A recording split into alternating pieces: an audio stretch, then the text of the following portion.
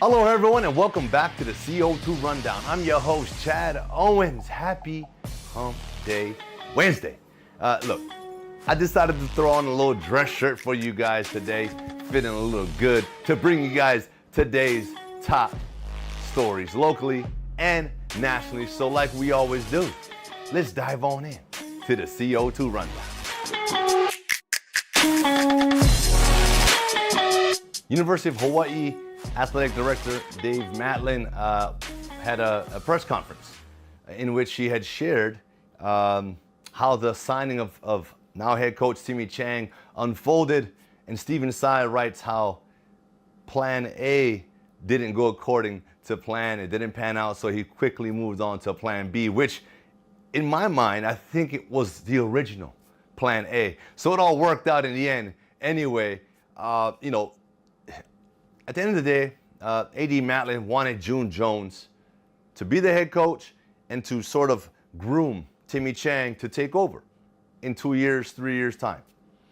All right, but obviously the terms of the offer didn't sit well with Coach Jones, so he declined and moved on before any further negotiations could happen. And because time was of the essence, AD Matlin had to make a move. And that move was to go ahead and offer Timmy Chang the head coaching job. And he's got a 4-year with a 5th-year option if he makes it to a bowl game in 2022 or the year 2023. And so we're just excited, man. Me personally, I want to move on from all this. I think the state, it is what it is. Timmy Chang is the head football coach of the University of Hawaii Rainbow Warrior football team. And whether it was now or in the previous plan 2 or 3 years down the road, hey, we are at that point already. And so I know team is excited. I know the players are excited. And the state, you need to be excited as well, right? Because we have a leader, someone that we know, and someone that knows us, someone that knows the culture, someone that's going to bring that back to this program and is going to set the foundation on that. And so we're all excited, right? Timmy, congratulations again, brother, to you, Sherry, the rest of the family. And I know you guys can't wait to get things going here. I can't wait, man. My son is excited. He's part of that team, and I'm glad that my quarterback, right, in college is going to now be coaching my son. Wow. Talk about full circle. Talk about just a dream come true on all sides. So, again, mahalo, and let's go Bows. Stephen Tsai writes and believes that if Robert Kekaula, rest in peace, big brother, rest in peace, if Robert Kekaula was still here, we wouldn't be going through all of these negative things that we've been going through with the football program. Stephen believes that Robert was someone who could go into any situation, sort of calm it down, right? Find a way to mend it, find a way to make it right. And I don't want to give out too much of this article because it is a really good one. So I want you guys to go check out Stephen Tsai's article referencing our good friend and legend, Robert Kekaula, and how he feels he would have handled these situations. Rest in paradise again, brother. We miss you. We love you. Aloha.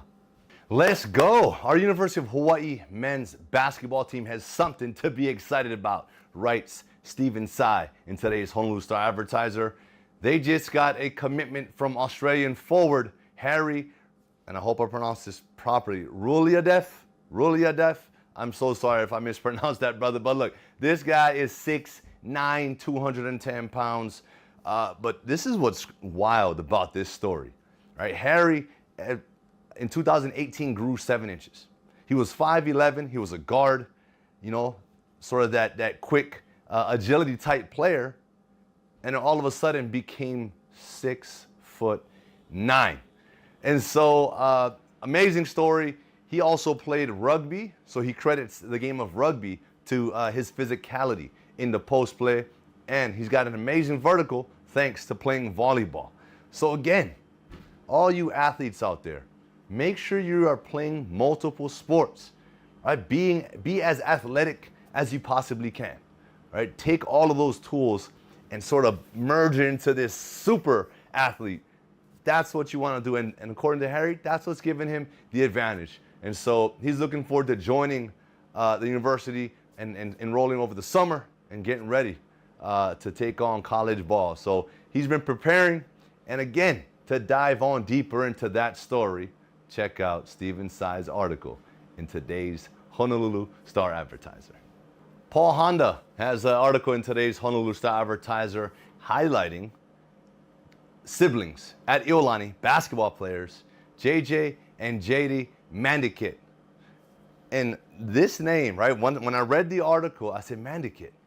And that's the all-state player from Hilo. Back when I was in high school in 2000, he led Hilo to a state championship.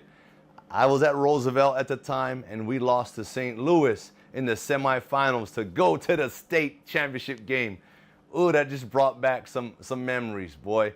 So that kid, hey, Jason back then was a baller, right? And I know the apple doesn't fall too far from the tree, and so hence why I'm not surprised at his kids and their success and what they're doing over there at Iolani on both the boys and girls basketball teams. So shout out to the Iolani basketball program. You guys are doing an amazing job.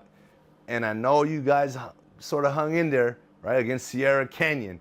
Bronny James, LeBron James' son came through. They did their thing, but you guys showed out and represented. So congratulations on that. Continue to live up to that legacy, man. That Mandaquit name holds strong basketball legacy here in the state. So congrats again.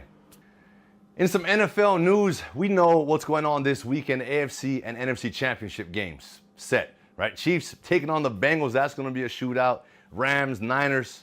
Woo-wee. I cannot wait for this weekend. But some of the big news, some of the big questions. Is Tom Brady going to retire?